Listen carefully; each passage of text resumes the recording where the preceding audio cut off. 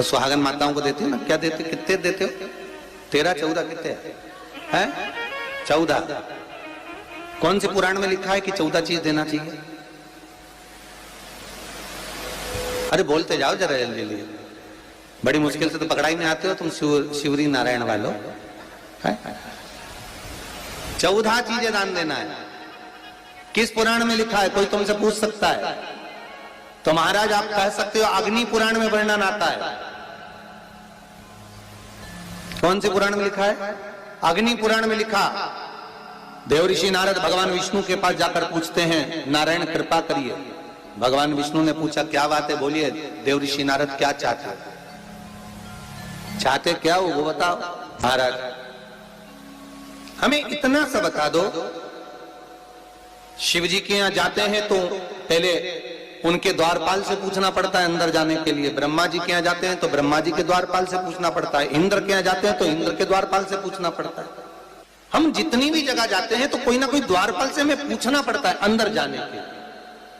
भगवान देवऋषि नारद कह रहे हैं नारायण से कुछ ऐसी कृपा कर दो कि हमें किसी से आज्ञा लेना ही नहीं पड़े। भगवान विष्णु तो उनकी बात को बस थोड़ा सा सुने और अंदर चले गए। नारद जी को लगा हमारा तो कोई जवाब ही नहीं दिया। नारद जी वहीं पर टिक गए, खड़े रहे, नाम जाप करते। विष्णु वापिस आए और देवऋषि नारद से कहा एक काम करो, जब सूर्य मकर में प्रवेश करते हुए उत्तरायण की ओर जावे, उस घड़ी उस पल में देवऋषि नारद तुम 14 बार भगवान के नाम का, शिव नाम का दान दे दीजिए। भगवान नारायण के नाम का, राम नाम का, कृष्ण नाम का दान दे दीजिए। अब देखो यहां पर यह नहीं लिखा कि प्लास्टिक का डब्बा दो। समझ लेना जी हो अच्छे से कि लोगों ने दान को कितना भ्रष्ट कर दिया वो बताया जा रहा है। अग्नि पुराण में यह नहीं लिखा कि तुम प्लास्टिक की चाय की चन्नी दो 14,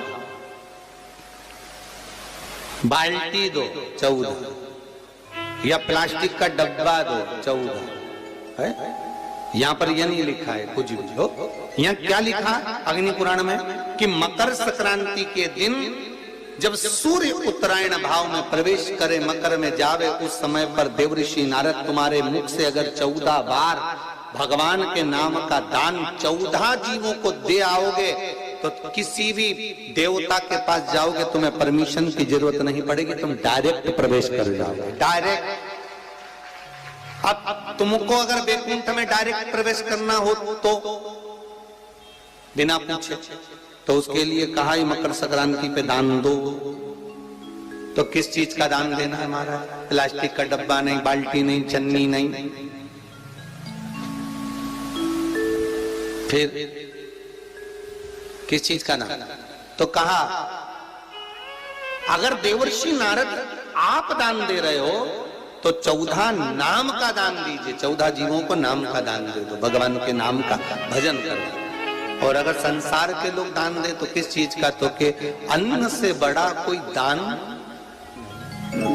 अन्न से बड़ा कोई दान।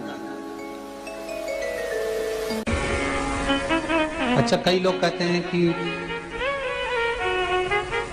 सूर्य की उत्तरायण का क्रम है, ये क्रम है, ये पूजन का क्रम है, तिल्ली के लड्डू का क्रम है, लड्डू बना लो तिल्ली का, इसका क्रम है। पर अगर स्कंद पुराण उठाओ तो स्कंद पुराण में अगर मकर संक्रांति के क्रम को यदि पढ़ोगे तो मालूम पड़ेगा कि पूरे वर्ष में एक दिन ऐसा था जिस दिन भगवान शिव और नारायण ये दोनों, इसलिए आज भी हिंदू धर्म में गुड़ के लड्डू तिल्ली के साथ मिलाते हैं। क्यों?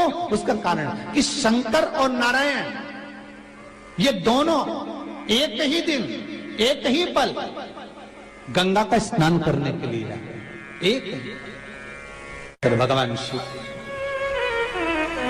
देखिए कितना कितना हमारे हिंदू धर्म में एक एक तिथि का, एक एक बार का एक एक महत्व है, उसको समझिए। माता लक्ष्मी, भगवान नारायण और भगवान शिव को स्नान के लिए गुप्त रूप से झांकती है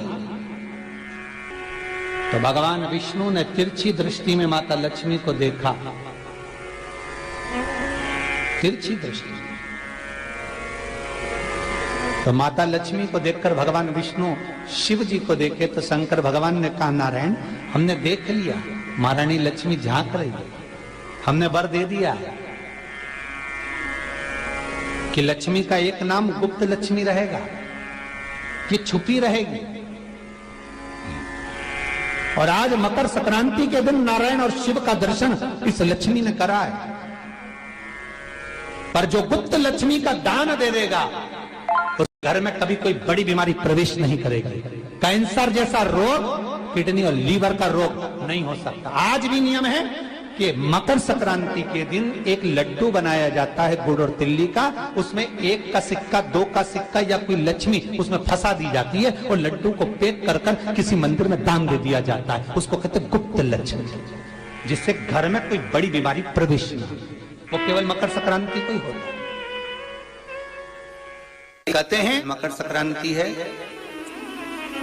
जिस समय पर कल सूर्य उत्तरायण आ जाए और पहले दिन उत्तरायण के दिन ही जब संध्या का समय होता है, शाम का समय होता है महाराज, संध्या का जो समय होता है शाम का, अगर कोई बच्चा पलंग पर बाथरूम करता हो, गंदगी करता हो, सारी औषधि कर ली, दवाई कर ली, और या बच्चा रात्रि को उठकर चिड़चिड़ करता हो या रोता हो रात भर महाराज, उसके लिए, या माता के स्तनों में बच्चे को पिलाने के लिए दूध ना आता हो उसके लिए, या बच्चा रुदन करता हो या बच्चा गंदगी करता हो उसके लिए, कल शाम के समय पर प्रथम दिन में जब भगवान उत्तरायण आ रहे हैं मकर राशि के अंतर्गत, तो शाम के समय पर मकर संक्रांति के दिन गुड़ को पानी में मिलाकर शिवजी पर लेपन कर दो, उसी हाथ को बच्चे को मंदिर के बाहर चटा दो महाराज, फिर वो पलंग पर कभी गंदगी नहीं करेगा महाराज। जिस नारी का स्तन में दूध नहीं आता हो बच्चों को पिलाने के लिए, उसको भी अगर चटा दिया जाए तो स्तन में दूध आना प्रारंभ हो जाए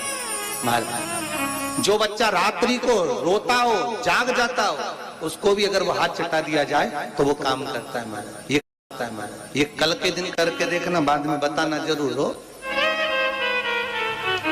शुगर वाले जीव जिनकी शुगर ऊंची नीची हो रही हो, ज्यादा शुगर की परेशानी आ रही हो और इंजेक्शन लेना पड़ रहा हो, उनके लिए निवेदन है काली तिल्ली कल के लिए है ये खास तौर से, बाकी के शुगर के लिए तो उपाय और बाद में बता देंगे, पर कल के लिए जो करना चाह रहे हैं जिनकी शुगर लेवल में नहीं आ रही है, काली तिल्ली शंकर भगवान के शिवलिंग पर समर्पित कर दो और उस काली तिल्ली को जब शिव जी पर चढ़ाएं तो महाराज हाटकेश्वर महादेव का नाम लेना है।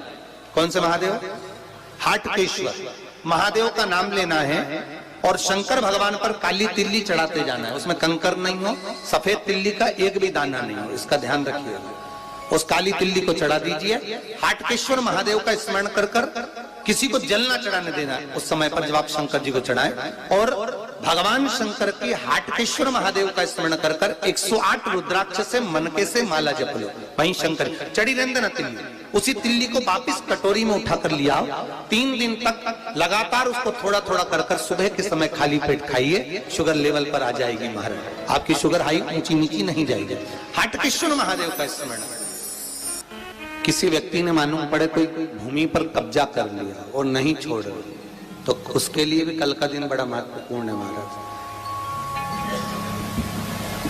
उसके लिए भी कल का दिवस बड़ा महत्वपूर्ण है महाराज। मान लो अगर कोई कब्जा कर लिया हो और वो प्लाट या कोई दुकान, कोई व्यापार की स्थान नहीं छोड़ रहा, तो उसके लिए भी कल का दिन शास्त्र कहता है महाराज जी, शमी पत्र की 5 पत्तियां, कितनी पत्तियां लेना है?